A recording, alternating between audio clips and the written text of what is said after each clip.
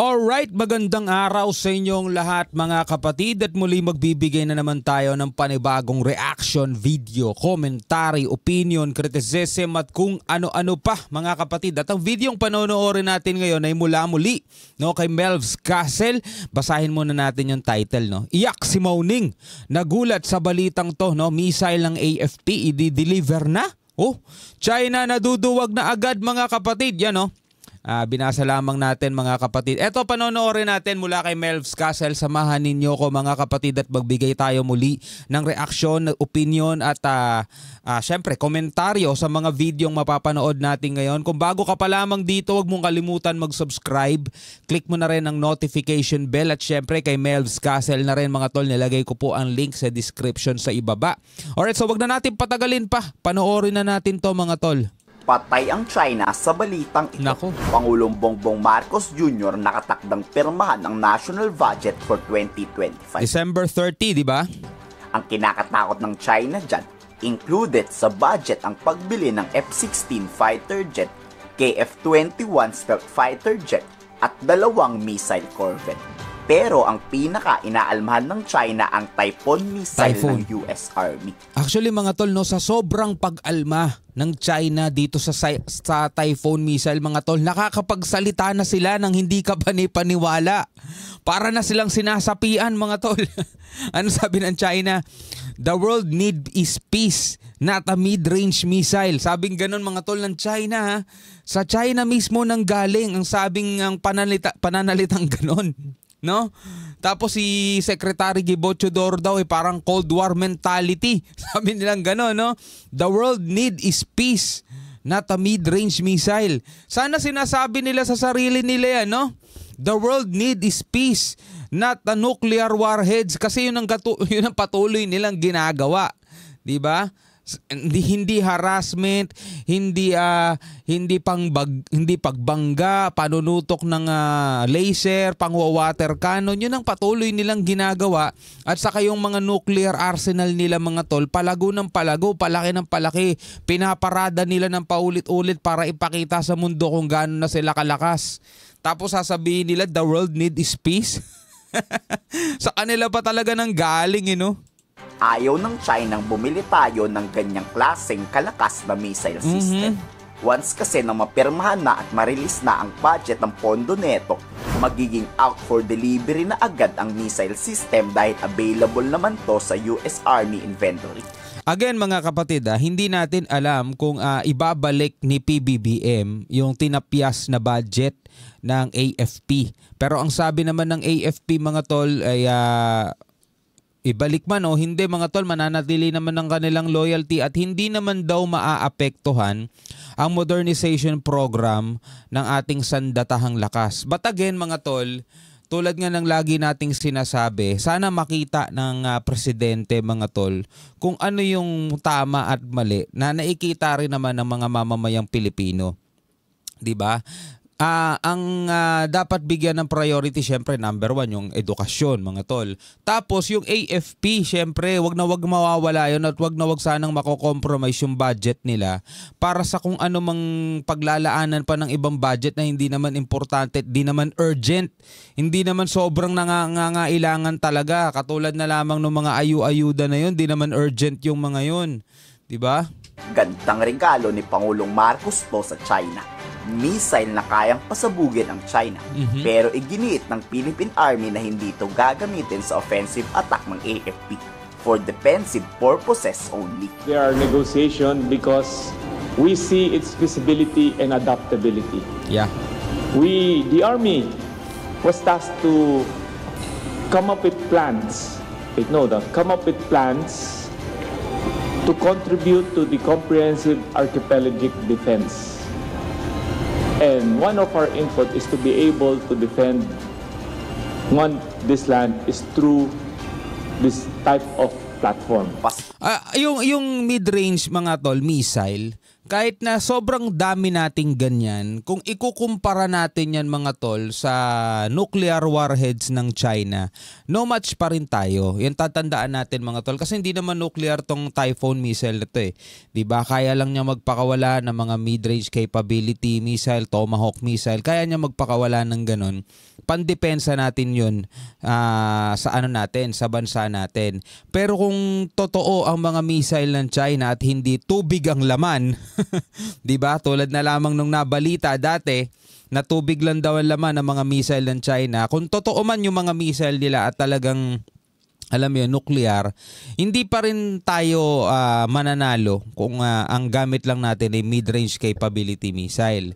Kaya nga ang pinagtataka natin mga tol, bakit sila takot na takot mga tol at bakit sila nag-aalala na ang Pilipinas ay magkakaroon ng sariling ganun? Diba? Di hamak na mas malalakas naman yung mga nila. Mga missile nila dyan na nakatambak, yung iba nakaamba na. Nandito na mismo sa West Philippine Sea yung mga nila dyan, yung mga island nila, mga artificial island nila, di ba? Mga base, mga military base na nila yan. Mas marami silang tawag dito, warship. 'Di ba? Mas marami silang ganyan, mas marami silang mga eroplano, mas marami silang mga fighter jets. Meron silang mga submarine, meron silang mga nuclear warheads. Tayo wala tayo ng mga ganon. Meron tayo warship pero hindi ganun karami.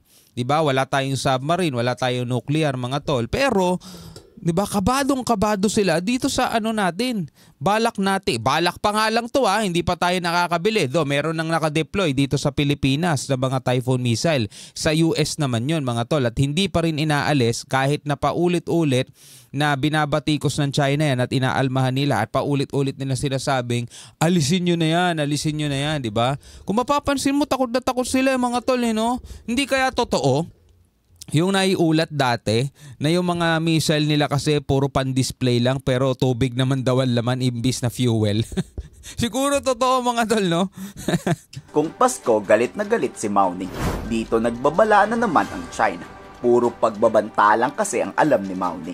Magdudulot lang daw to ng mas mainit na tensyon sa South China Sea, West Philippine Sea. Isa pa yan, no? Isa pa yan sa pinagtataka ko eh. Isipin nyo mga tol, paano siya magdudulot ng mas malalang tensyon sa South China Sea? Imagine that. Paano magdudulot ng tensyon kung ang isang bansa, mga tol, tulad ng bansa natin na may karapatan naman din talaga bumili ng ating mga assets, 'di ba? Paano siya magdudulot ng tensyon? Ever since naman mga kapatid, hindi naman tayo naging marahas. Hindi naman tayo naging agresibo. Sila nga tong agresibo eh. Sila nga tong napakalapit na ng mga barko nila sa kalupaan ng bansa natin eh. 'Di ba? Sila nga tong nagpupunta sa hindi naman nila exclusive economic zone. Atin na 'to eh. Exclusive economic zone na natin 'to. Paano magdudulot ng tensyon? Hindi kaya tensyon sa kanila dahil alam nila mga kapatid, magkakaroon na ng kakayanan ng Pilipinas para magpasabog sa kanila. Unlike dati mga tol, di ba? Kahit na bombahin nila tayo mga tol, wala tayong missile na aabot sa kanila. Kaya malakas ang loob nila. Di ba? Sumugod man sila sa atin, ang kaya lang nating tirahin yung mga barkong susugod sa atin. Pero yung mismong China, hindi natin abot. Di ba? Pero ngayon, magkakaroon tayong mid-range capability. Ang pinapangambahan nila, paabutin natin sa kanila yun kung sakasakaling susugod sila. Diba? Isa kaya yung, kumbaga, deterrent sa kanila, no? Nagdadalawang isip na sila sumugod. Teka, yung Pilipinas magkakaroon ng mid-range missile na aabot sa kalupaan natin. No? Pigilan natin yan, no?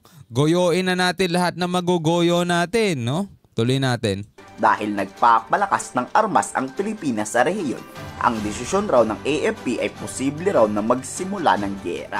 Pag bumili ang Pilipinas ng highly advanced missile, Pilipinas lang raw ang may gantong klaseng advanced missile sa ASEAN countries. Hindi naman siguro.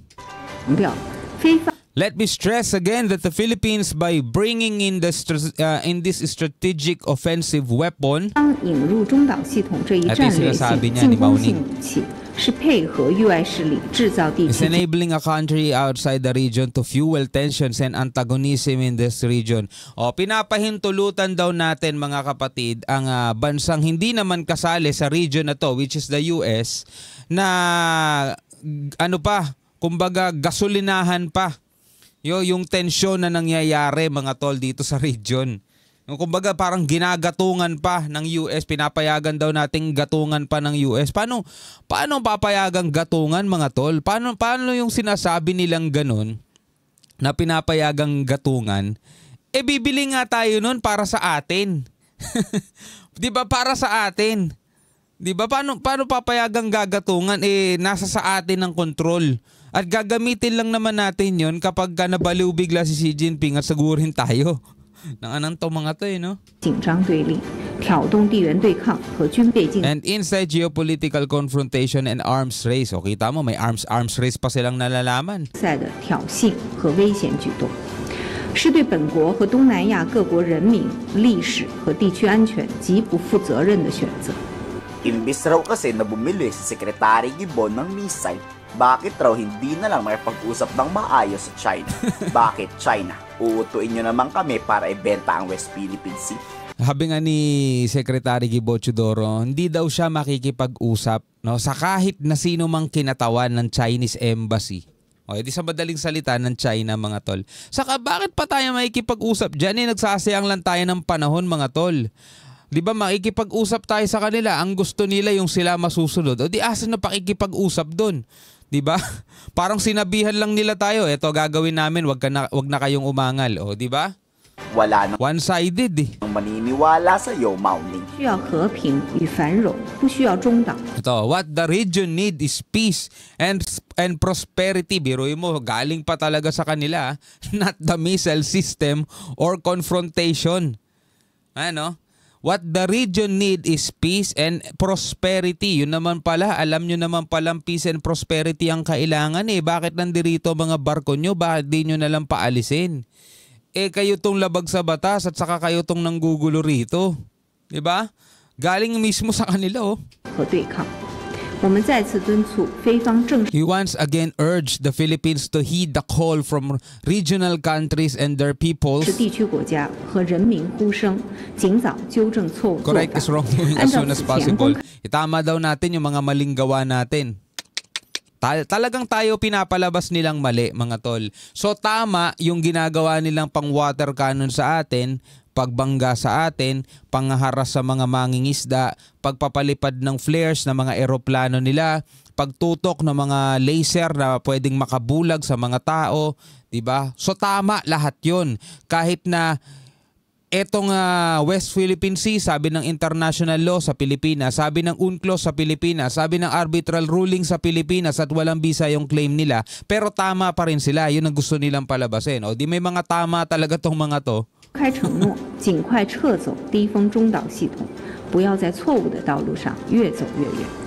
Unang-una, ano bang pake ng China sa gustong gawin ng Pilipinas? Tama. Buwelta yan ni Defense Secretary Gibo Teodoro na utak ng pagbili ng missile.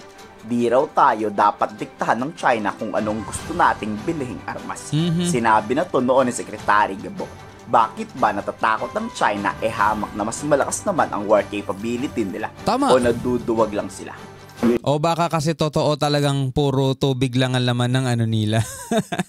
The interest of our country is to protect our interests. So we should not be bothered by the others' seemingly insecurities because we don't have any plans to go outside of our country's interest.